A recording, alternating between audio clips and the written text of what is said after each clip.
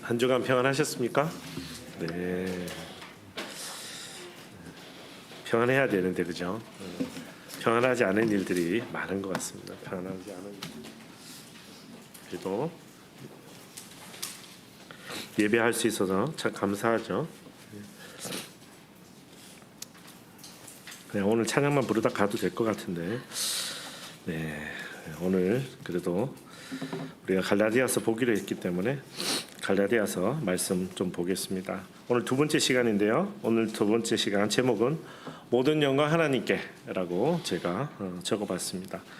우리 갈라디아서 1장 11절에서 24절 한 절씩 교독하면 좋겠어요. 제가 11절부터 읽겠습니다. 형제들이여, 내가 전한 복음은 사람을 따라 된 것이 아니라는 것을 여러분에게 알려드리겠습니다. 그 복음은 내가 사람에게 받은 것도 배운 것도 아닙니다. 그것은 오직 예수 그리스도의 계시를 통해 받은 것입니다. 내가 전에 유대교에 있을 때 한 행위에 관해 여러분이 이미 들었을 것입니다. 나는 하나님의 교회를 몹시 핍박했고 파괴하려고 했습니다. 나는 내 동족 가운데 나와 나이가 같은 또래의 많은 사람들보다 유대교를 믿는데 앞장섰으며 내 조상들의 전통에 대해서도 매우 열성적이었습니다. 그러나 어머니의 태에서부터 나를 따로 세우시고 은혜로 나를 부르신 하나님께서 하나님의 아들을 이방 사람들에게 전하게 하시려고 하나님의 아들을 내 안에 나타내 보이셨습니다. 그때 나는 사람들과 의논하지도 않았고 나보다 먼저 사도된 사람들을 만나려고 예루살렘으로 올라가지도 않았습니다. 나는 곧장 아라비아로 갔다가 다시 다메섹으로 되돌아갔습니다. 3년 뒤 나는 게바를 만나려고 예루살렘으로 올라가서 그와 함께 15일을 지냈습니다. 그리고 사도들 가운데 주의 형제 야고보 외에는 어느 누구도 만나지 않았습니다. 내가 하나님 앞에서 장담하건대 결코 거짓말이 아닙니다. 그 후 나는 시리아와 길리기아 지방으로 갔습니다. 그래서 내 얼굴이 그리스도 안에 있는 유대 교회들에게는 알려지지 않았습니다. 다만 그들은 전에 우리를 핍박하던 사람이 지금은 전에 그가 파괴하려고 하던 그 믿음을 전하고 있다 하는 소문을 듣고 나로 인해 하나님께 영광을 돌렸습니다. 아멘. 우리 마지막 구절만 한번 읽겠습니다. 시작.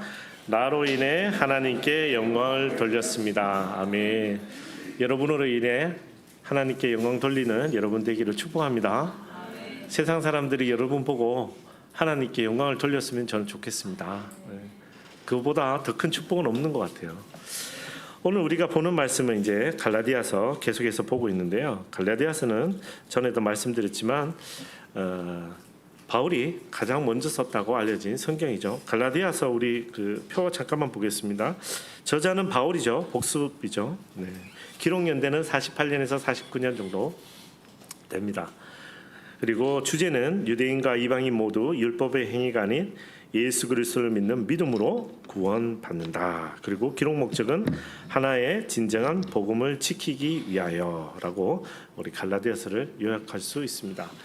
자, 이 갈라디아서를 선택한 이유는 사실 굉장히 좀 단순합니다. 첫 번째 쓰여진 성경이니까 우리가 어떻게 읽으면 좋을까라고 해서 읽고 있는데 오늘 찬양도 그렇고 한 주간 묵상하면서도 저도 2주 동안 계속 묵상하면서 그런 생각이 들었어요. 야, 이거 우리 교회에 주시는 하나님의 선물이구나. 완전 초대교회에 대한 이야기거든요. 초대 그리스도인들에 대한 이야기, 하나님을 사모하는, 하나님을 사랑하는 사람들의 이야기입니다. 자, 그 이야기를 우리가 들어가기 전에 바울의 서신서를 조금만 먼저 이해를 좀 돕기 위해서 보려고 합니다. 자, 제가 또 시간 되면 다시 자세히 설명하겠지만 지도를 보시면 먼저 바울의 회심이 AD 한 34년, 35년 사람마다 좀 다릅니다. 학자들마다 비슷하게 그때쯤 된다고 보면 자, 첫 번째 전도 여행은 47년에 떠납니다. 그리고 두 번째 전도 여행은 49년에 글자가 좀 작아서 죄송합니다. 세 번째 전도 여행은 51년에 그리고 나서 이제 그래서 바울의 전도 여행은 모두 3번이다. 기억하시면 되죠. 자, 그러면 바울이 편지를 쓰기 시작한 것은 언제냐? 바울이 밑도 끝도 없이 편지를 쓰기 시작한 것은 아닙니다. 바울은 여러분 편지를 쓸 만한 능력과 그리고 지식을 가진 사람입니다. 모든 율법 가운데 오늘 본문에도 있지만 모든 율법 가운데 뛰어난 사람 중에 한 사람이었습니다. 그러나 그가 하나님 말씀을 묵상하면서 그리고 자기가 새롭게 만난 예수 그리스도를 묵상하며 성경을 쓰기 시작했는데 그 첫 번째 성경이 오른쪽 위에 보면은 1번 갈라디아서입니다. 자, 어느 쪽을 향해 썼냐면 갈라디아 지방을 향해 썼습니다. 그죠? 예, 저쪽 오른쪽 지도 위쪽, 지금 말로 하면 터키 남부 쪽입니다. 그래서 이쪽을 향한 첫 번째 편지가 48년 혹은 49년에 쓰여진 갈라디아서입니다. 자, 그 다음에 본인이 또 다녀온 교회 데살로니가 교회를 위해서 편지를 2번 씁니다. 우리 요즘 이제 묵상하고 있는 게 데살로니가 전후서인데요. 자, 데살로니가 교회는 어디쯤 있습니까? 좀 멉니다, 그죠? 저 마케도니아 지방 쪽에 있습니다. 저 왼쪽 위에 보시면. 그래서 숨은 그림 찾기 잘 해주시면 돼요. 2번, 3번 데살로니가 전후서. 그래서 갈라디아서가 49년이라면 데살로니가 전후서는 50년을 전후해서 연달아 쓰여졌습니다. 연달아 쓰여졌죠. 디모데가 갔다 와서 전달해준 이야기를 듣고 바울이 씁니다. 그게 2번, 3번, 두 번째, 세 번째 성경입니다. 자, 또 네 번째, 다섯 번째는 어디를 썼느냐? 고린도 전후서입니다. 고린도 전후서는 지도의 데살로니가 왼쪽 밑에 있습니다. 그죠? 고린도가 데살로니가 밑에 있습니다. 그래서 지형적으로도 그렇고 지나가는 길이기도 하고, 그래서 바울이 AD 53년 혹은 54년 이런 식으로 고린도 전서 후서 두 개의 편지를 보냅니다. 여러분, 고린도 전후서는 어느 교회를 보내는 겁니까? 고린도. 외우기 쉽죠?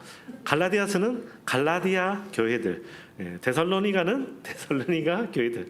자, 그 다음에 로마서가 있습니다. 로마서는 바울의 모든 서신서의 모든 복음서의 핵심이죠. 자, 로마서가 몇 년 정도 쓰여졌냐면 로마서는 어디를 향한 편지입니까? 로마를 향한 편지니까 왼쪽 위에 지도상 로마가 없습니다. 저 어디 왼쪽이 있습니다. 하여튼 그래서 AD 50년경, 늦은 50년경입니다. 그러면 바울이 회심을 34년에 했다면 약 한 16년, 17년 정도 열심히 자기가 새롭게 만난 예수 그리스도에 대해서 또 많은 교회들의 문제점에 대해서 집대성한 이야기들이 로마의 교회에 전달됐습니다. 그래서 지금도 많은 분들이 로마서 7장, 8장, 어떤 분은 3장 읽고 회심하는 이유가 거기 있습니다. 그냥 허투루게 바울이 그냥 얄팍한 지식으로 쓴 것이 아니라 오랜 시간 동안 묵상하고 썼던 게 로마서입니다. 자, 로마서를 지나서 그 다음에 로마를 편지를 잘 보내고 나서 무슨 일이 생겼죠? 이제 감옥에 갇힙니다. 그래서 감옥에 갇힌 서신서, 그래서 옥중서신이라고 한자어로 이야기하는데 그게 어디서부터 시작하냐면 저 가운데 위에 있는 빌립보서. 그래서 좀 늦었죠. 59년 정도 지나가죠, 그죠? 그래서 아마 로마서 쳤고 또 좀 지나서 아마 감옥에 갇힌 것 같은데 어쨌든 빌립보서, 그리고 다음에 에베소서는 가운데 한가운데 에베소 교회에 보내는 편지입니다. 그래서 에베소서 편지를 보내고요. 그 다음에 어디로 보내느냐면 에베소 교회 쪽에 있는 여러 교회들이 좀 있었고, 특별히 이 에베소 교회가 중심이 되었죠. 바울 신앙에, 바울이 전한 복음의 중심이 되어서 그 근처로 계속 내륙 지방으로 전파가 되었습니다. 그래서 에베소서에서 전파된 게 여러분이 잘 아는 골로새 교회들, 그래서 골로새서가 9번 제가 적었습니다. 그리고 골로새서 밑에 누가 하나 있냐면 빌레몬서. 그래서 여러분, 빌레몬서는 누구에게 보낸 편지입니까?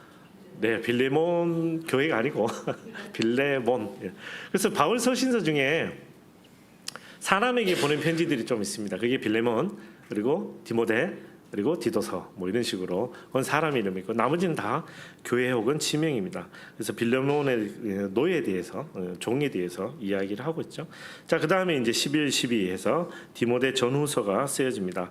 디모데 전후서는 말 그대로 디모데에게 보낸 편지인데 이 디모데가 에베소에 있을 때 보냈다고 알려져 있습니다. 그래서 이 복음의 중심지에 있었던 그 디모데가 목양을 열심히 목회를 하고 있으니까 바울이 인생의 선배로서, 신앙의 선배로서 디모데에게 어떻게 하면 될 것인지. 저도 지금도 디모데 전후서 읽습니다. 도움이 굉장히 됩니다.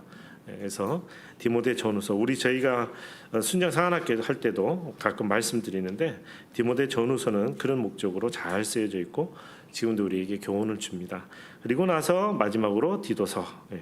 그래서 디도서는 가운데 섬, 유일하게 섬입니다. 크레타 섬, 그죠? 크레타 섬, 남파에서 정박했었던 크레타 섬에 있는 디도에게 보내는 디도서 혹은 디두서라고 합니다. 그래서 총 성경이 몇 개냐면 13권입니다. 구약이 성경이 39권, 신약이 27권, 3927, 그죠? 구구단이죠. 27권 중에 바울이 서신서가 총 몇 권입니까? 네, 13권입니다. 그래서 성경을 이렇게 편찬하는 게 사람 마음대로 한 건 아니고요.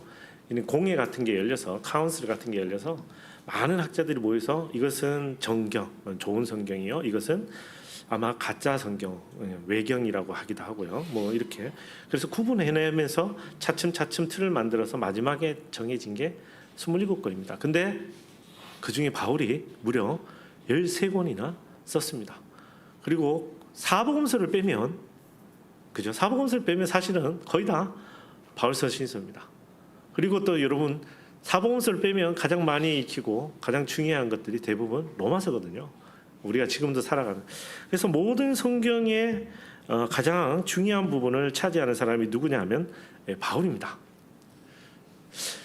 자, 그런데 이 바울이 마치 고흐나 고갱이나 무슨 뭐 유명한 미술가처럼 피카소처럼 살아있을 때는 별로 인정을 못 받았습니다. 오늘 갈라디아서 1장 11절에서 이 뒤의 얘기는 바울이 자신을 항변하는 겁니다. 제가요 진짜 예수님에게 보냄을 받은 사도거든요 라고 바울이 계속해서 이야기하는 겁니다. 정말 막 보여줄 수만 있다면 막 이렇게 가슴을 열어서 보여주고 싶은 만큼. 근데 세상 사람들은 예나 지금이나 안 믿습니다. 우리나라에도 큰 일이 있었죠. 어떤 사람이 유명한 음대를 나왔는데 젊은 애들이 뭐라 그럽니까? 그거 가짜다 그래서. 자, 그래서 졸업 증명서 떼왔더니 그것도 가짜라 그래요. 졸업 담당 교수님 편지를 받아도 그것도 가짜라 그래요. 학교에서 찍은 사진 다 가짜라 그래요. 믿고 싶지 않은 사람 마음에는, 눈에는 그냥 믿을 수 없는 것들이 되는 거죠. 바울이 이렇게 본격적으로 말씀을 전하고 활동을 시작했는데 사람들이 생각보다 이 바울의 권위와 하나님이 주신 바울의 권위와 이 바울의 마음을 잘 못 알아줬습니다. 여러분, 바울은 생각보다 겸손한 자입니다. 편지 곳곳에 보시면 되게 겸손하게 처신도 합니다. 돈도 함부로 안 받고요, 그죠? 열심히 자기가 벌어서도 하고 굉장히 진짜 발로 뛰는, 지금 말로 하면 엄청난 순회 전도자인데, 근데 바울이 전하는 복음만큼은 진짜였거든요.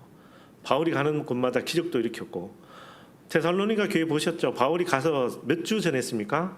네, 성경 그대로 읽으면 딱 3번의 안식일을 전했는데도 불구하고 그곳에 엄청난 교회가 세워지고 그 교회가 또 부흥해서 많은 재물을 지역 교회들에게 나눕니다. 그래서 이 바울이 굉장히 파워풀한 복음을 들고 정말 열심히 전도했는데 이상하게 바울을 사람들이 잘 못 알아봅니다. 그래서 오늘 본문이 그 내용 중에 하나입니다. 11절부터 24절까지가 바울이 자신이 겪고 있는 이야기에 대해서 바울이 스스로를 계속해서 설명하는 겁니다. 자, 우리 그러면 11절부터 한 절씩 보면서 제가 계속해서 말씀을 전달하겠습니다. 우리 11절 먼저 읽어볼까요? 시작. 형제들이여, 내가 전하는 복음은 사람을 따라 된 것이 아니라는 것을 여러분에게 알려드리겠습니다. 블레시오. 네. 자, 제가 빨간색으로 하나 칠했습니다. 복음, 그죠? 복음. 바울은 복음 외에는 아무것도 아니라고 했습니다.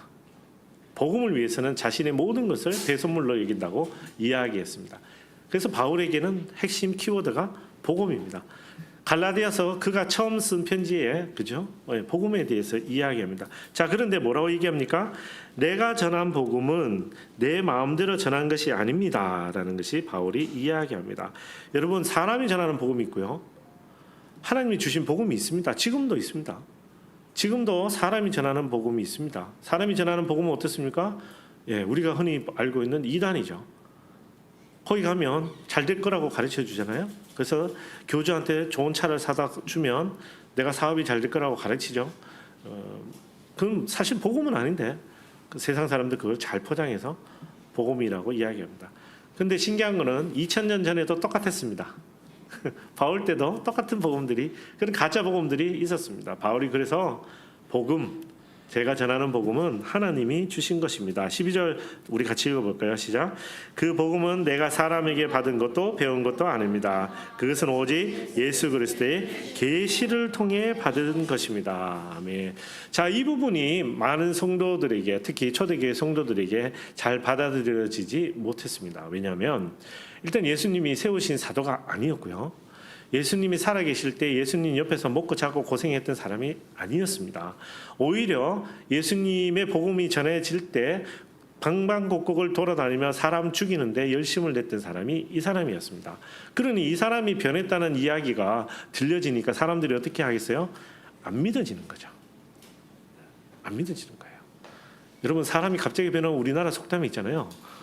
죽을 때가 됐다고 얘기하잖아요. 사람이 갑자기 변한 거예요. 바울이 엄청나게 변한 거죠. 실은 그죠? 이 놀라운 바울의 이 변화의 핵심은 바울은 이렇게 얘기합니다. 내가 받은 계시, 복음이다. 자, 그가 받은 계시가 뭔지 사도행전 9장 3절에서 5절 말씀 같이 읽으면 한번 살펴보겠습니다. 시작. 사울이 길을 떠나 다메섹 가까이 도착했을 때 갑자기 하늘에서 빛이 비쳐 그를 둘러쌌습니다. 사울이 땅에 쓰러졌습니다. 그때 그는 사울아 사울아 네가 왜 나를 핍박하느냐 하는 음성을 들었습니다. 사울이 주여 누구십니까? 라고 묻자 나는 가는 예수다. 예수다. 그래서 바울이 만났다고 이야기하는 겁니다. 제가 예수님 만났습니다. 여러분이 살아계신 예수님, 부활하신 예수님 만났죠? 예, 저도 만났습니다라고 이야기합니다. 자, 이게 신학적으로는 조금 어려운 이야기인데요. 제가 그런 얘기는 오늘 이 시간에 할 건 아닌데 잘 생각해 보십시오. 예수님이 천국 가셨다고 해서 바울에게 못 나타날 이유가 있습니까? 꼭 그렇지는 않잖아요, 그죠? 예. 그래서 그거를 초대교회 사람들은 이렇게 생각해요. 하늘 가셨는데 왜 너한테 나타나는 거죠? 상식적으로는 이해할 수 없는 일이죠. 그러나 하나님의 존재는 우리의 상식을 뛰어넘는 분이니까 바울은 직접 본인이 만났다라고 간증하고 이야기하고 있는 겁니다. 저 뒤에 가면 바울이 나는 정말 거짓말 한 적이 없습니다라고 하는 그런 구절이 나옵니다. 그래서 정말 마음이 아픈데 어쨌든 바울은 이야기합니다. 자, 그래서 우리 13절 읽어볼까요? 내가 전에 유대교에 있을 때 한 행위에 관해 여러분이 이미 들었을 것입니다. 나는 하나님의 교회를 몹시 핍박했고 파괴하려고 했습니다.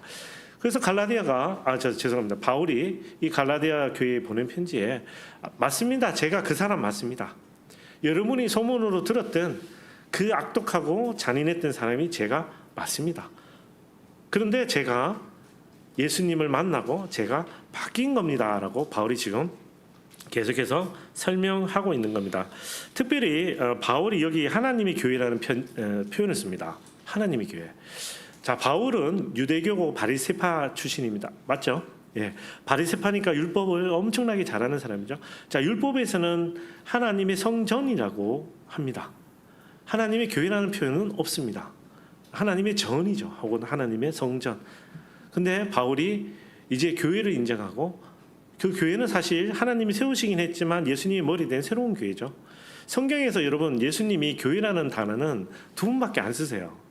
그만큼 교회라는 단어가 사복음서에는 그다지 유행하는 단어는 아니었습니다. 그러나 오순절 사건 때 성령을 받고 많은 사람들이 이제 하나가 되면서 기존에 있던 성전과 구분해서 뭔가를 불러야 됐습니다.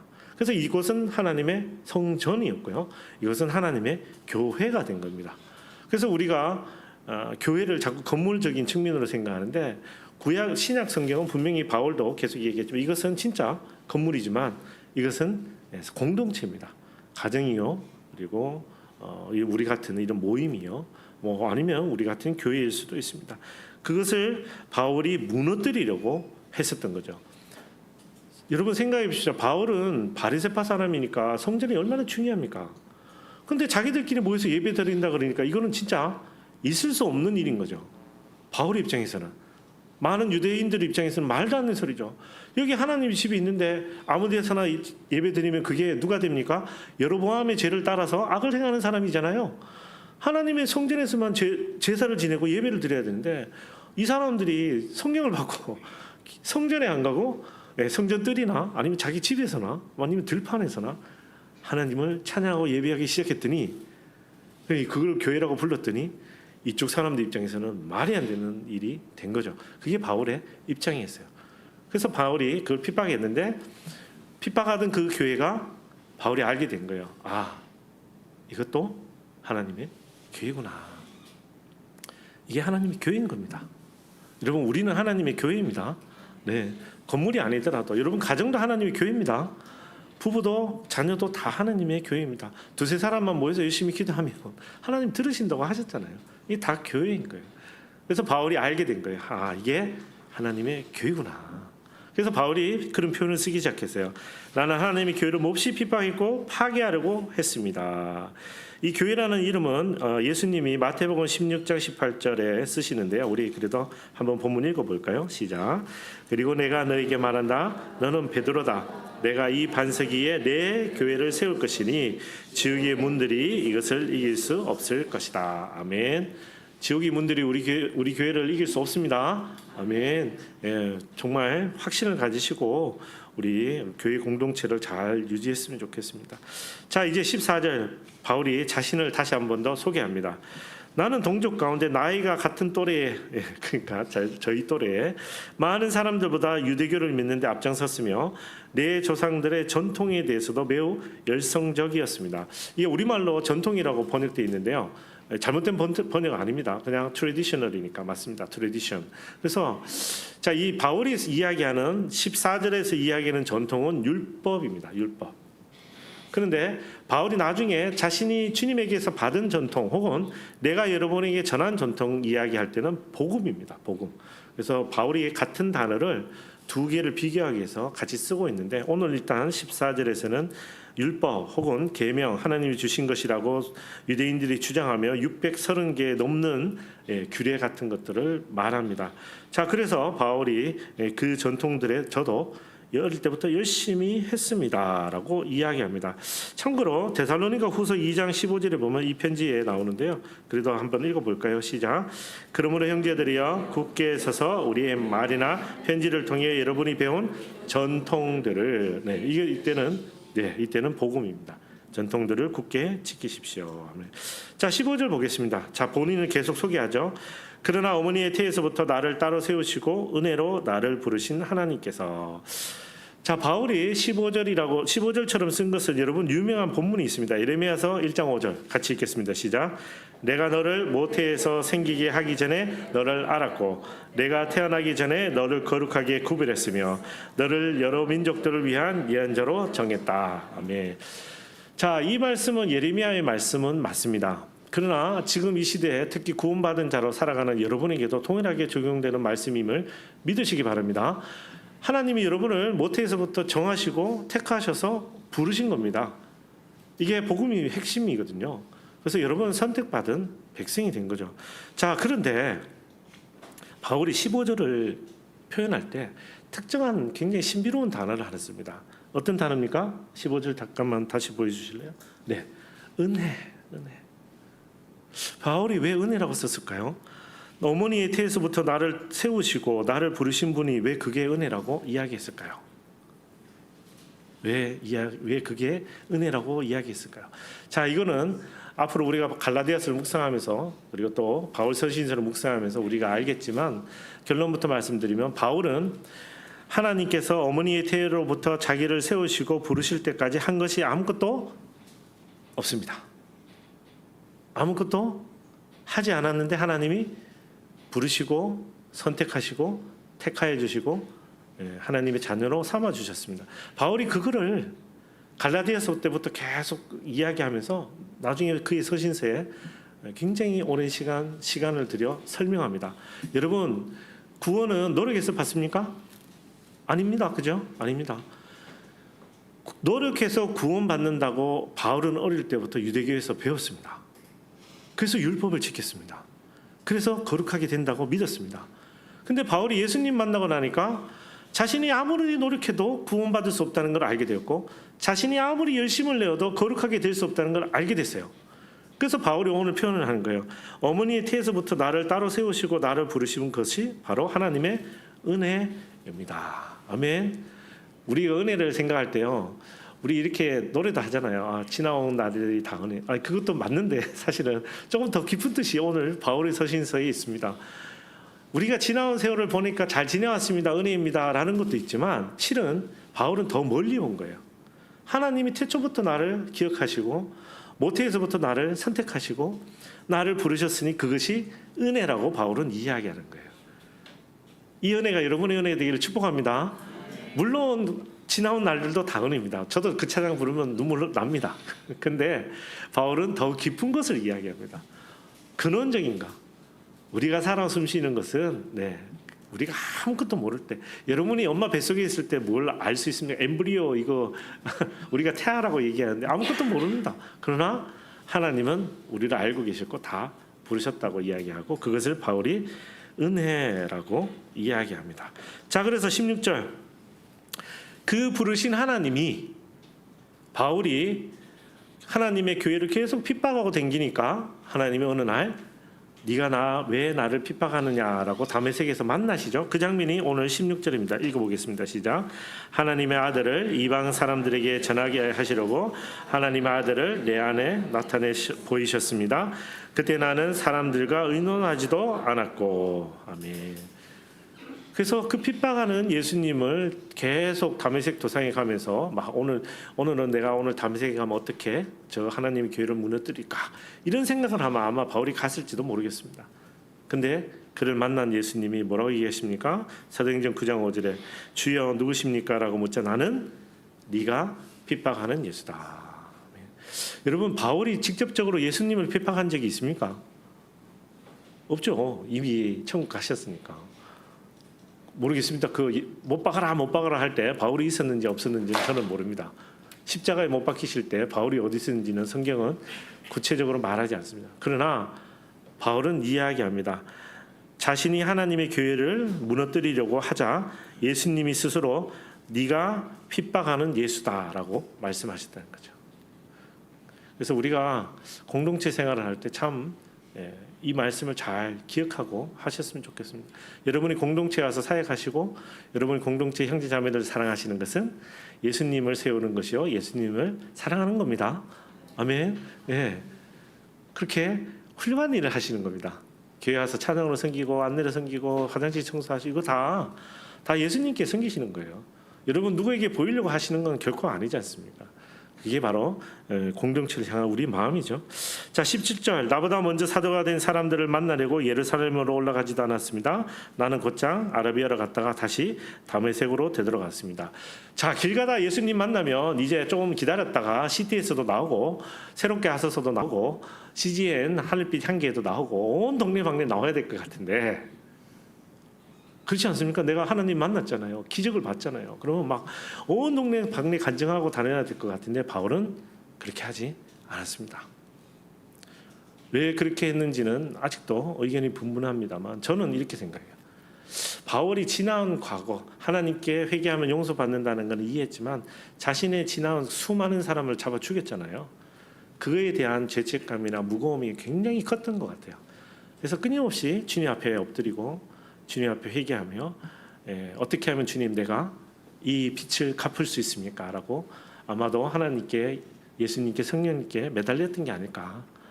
그래서 아라비아 광야도 가고 어디도 가고 바로 예루살렘으로 안 갔습니다. 바로 시티에서 방송국 안 갔습니다. 나 바로 나 하나님 만났다고, 이런 놀란 하나님 만났다고 얘기하지 않고 그렇게 했습니다. 자, 그래서 특별히 17절에 보면 다시 다메섹으로 되돌아갔습니다 라고 합니다. 다메섹은 처음에 바울의 다메섹을 향한 길은 사람을 죽이러 갔습니다. 그죠? 교회를 무너뜨리러 갔습니다. 그러나 바울이 다시 예수님을 만나고 다메섹을 간 것은 사람을 살리러 갑니다. 그리고 교회를 세우러 갑니다. 저는 여러분이 사람을 살리고 교회를 세우는 여러분 되기를 축복합니다. 예수님 만났으면 사람을 살리고 교회를 세우셔야 됩니다. 예수님 만났는데도 아직 말로 사람을 죽이고 계신다면 오늘 가서 저도 가끔 그런데 회개해야 됩니다. 예수님 만나면 이제 더 이상 사람을 죽이는 사람이 아니라 살리는 사람이 되어야 되죠. 바울이 그렇게 해서 다메섹을 갑니다. 그리고 나서 18절 3년 15일 뭐 숫자를 계속해서 이야기하며 자신의 권위에 대해서 설명하는데요. 19절도 그렇게 설명하고요. 그리고 나서 20절 말씀 우리 같이 한번 좀 읽어볼까요? 영어로는 관로가 돼 있죠. 관로로 20절 말씀 좀 보여주세요. 네, 관로가 돼 있는데 이게 어떤 사본에는 없다 이런 뜻입니다. 그죠? 네, 성경에 관로가 돼 있다는 거는 그 머릿속의 생각이라는 뜻이 아니고 소설에 그게 아니고 어떤 사본에는 없다라는 겁니다. 근데 어떤 사본에는 없는 말이 뭔지 한번 읽어볼게요. 시작. 내가 하나님 앞에서 장담하건대 내가 여러분에게 쓰는 이것은 결코 거짓말이 아닙니다. 아멘.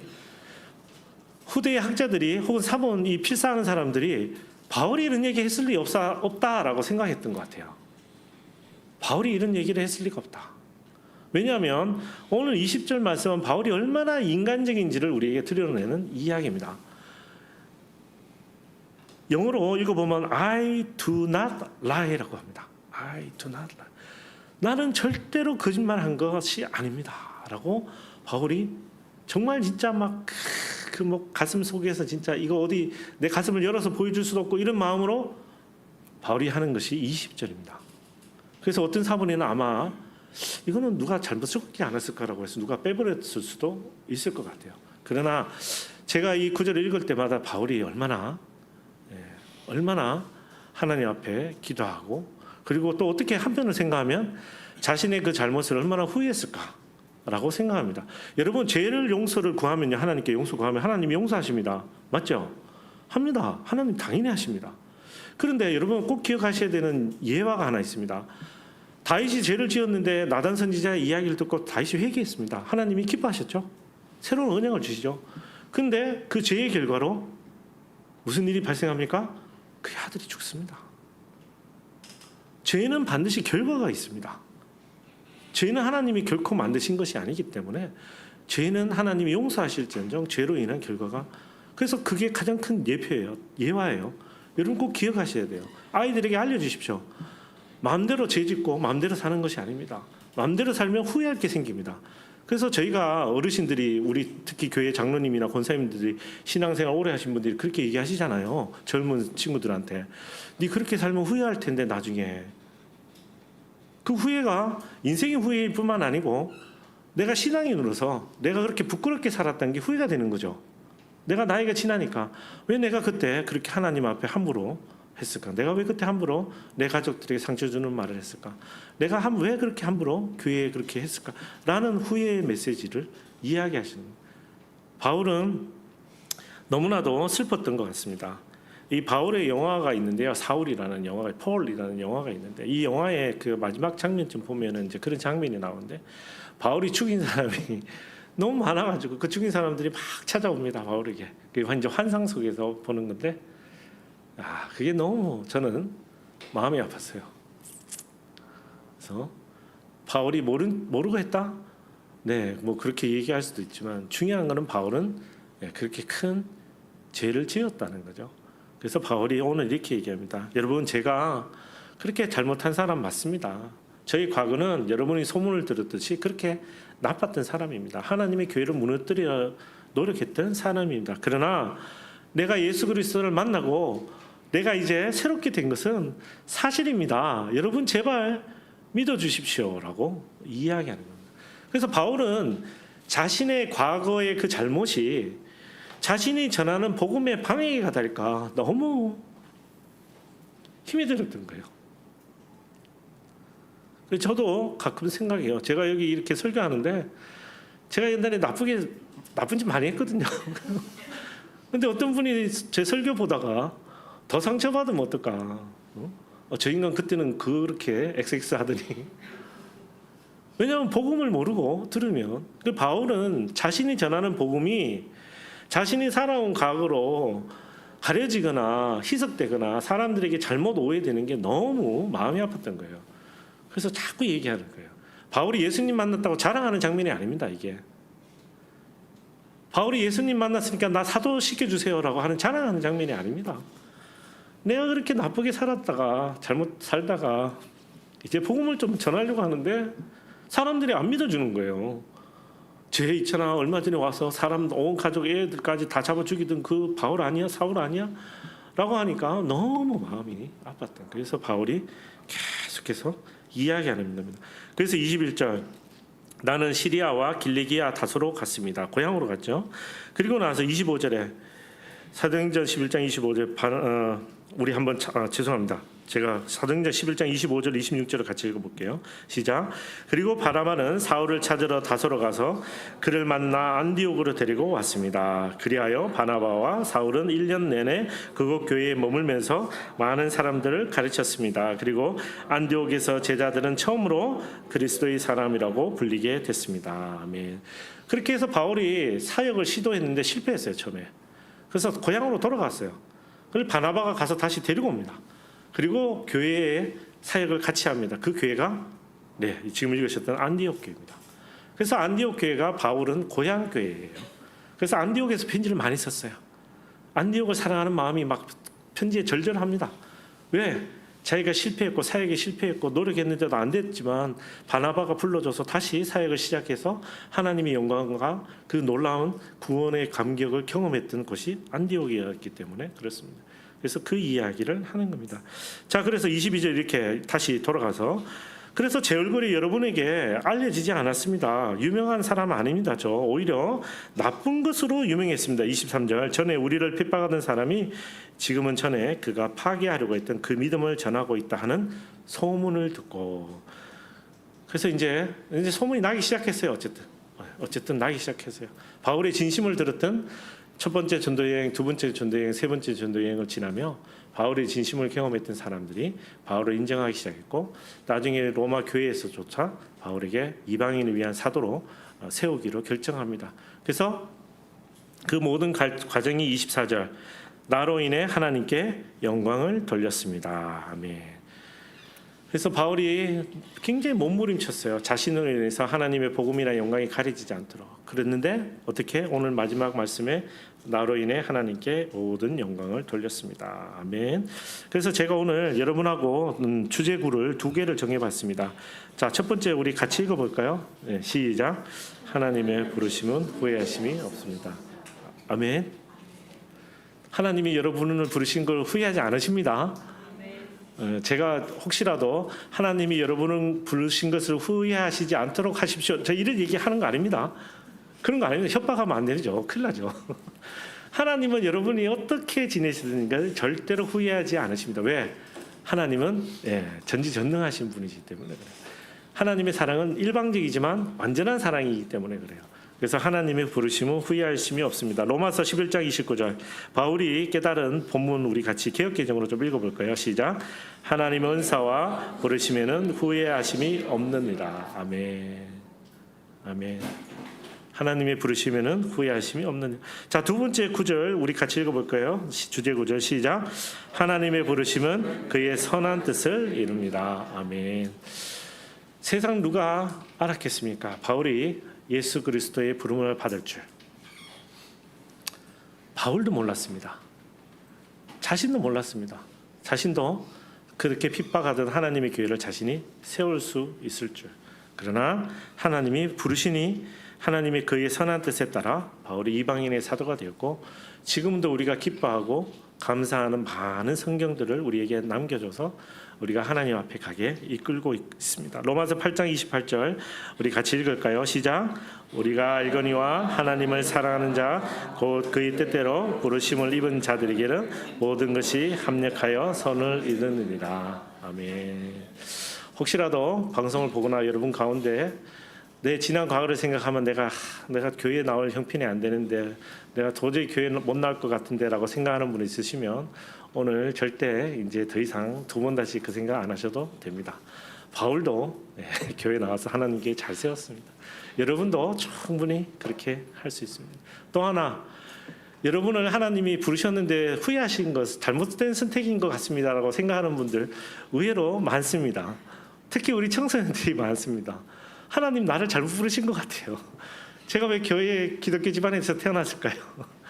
근데 하나님의 부르심에는 다 뜻이 있습니다. 그 선하신 뜻 가운데 있습니다.